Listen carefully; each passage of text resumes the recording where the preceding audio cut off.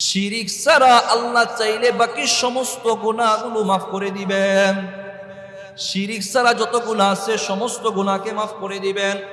সহিহ বুখারীর ৭৪০৪ নম্বর হাদিসের বর্ণনা।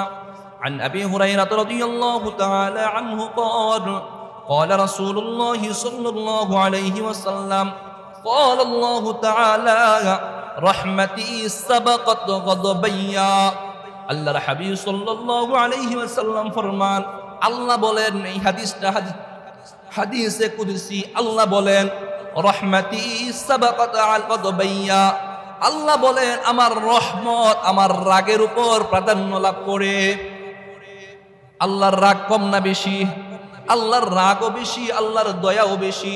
দুনিয়াতে যত মানুষ আছে সমস্ত মানুষ মাখলুকাত, আদম থেকে নিয়ে দুনিয়ার শেষ মানুষটা পর্যন্ত সমস্ত মাখলুককে আল্লাহ তাআলা যত দয়া দিয়েছেন, দেখবেন একটা পাখি একটা মুরগিও তার বাচ্চাদেরকে কিভাবে ডেকে রাখে, তার কত দয়া।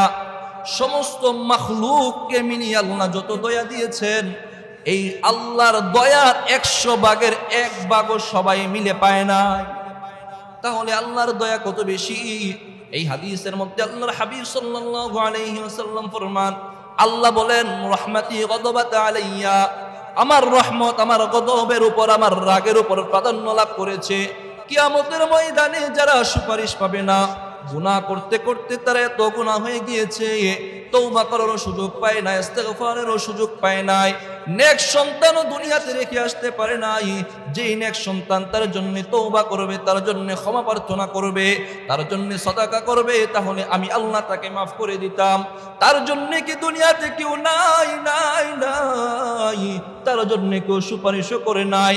আমি আল্লাহ ডাক দিব, বান্দা দুনিয়াতেও তোমার কেউ ছিল না, এখনো তোমার কেউ নাই, তুমি কি জাহান্নামে যাইবা? আমি আল্লাহ এত দয়ালু তোমাকে বানাইছি, এত মায়া করে তোমাকে বানাইলাম, তোমাকে জাহান্নামের আগুনে দিয়ে দেব, আমার রহমতের সাগরে জোশ উঠে যাবে। আমি আল্লাহ তখন তোমার সামান্য একটা নেক আমলের বিনিময়ে হলেও তোমাকে মাফ করে দেব। রহমতি গদবাত আলাইয়া, সামান্য একটা নেক আমল যখন তোমার পাওয়া যাবে, একটু মাত্র দেখা যাইতেছে নেক আমল, ওই নেক আমলের উসিলায় আমার রহমতটা তখন তোমাকে মাফ করে দিবে। এই 11টা পয়েন্ট যেইগুলোর মাধ্যমে আমাদের গুনাহ মাফ হবে, আমরা গুনাহ মাফ করাতে পারি। দুনিয়াতে যেইগুলো আসছে, যতদিন হায়াতে আসছি, আল্লাহ তাআলা যেন তওবা ইস্তেগফার করে নেক সাদাকা করে আমরা যেন আমাদের গুনাহ খাতাগুলো মাফ করাতে পারি, আল্লাহ তৌফিক দান করেন।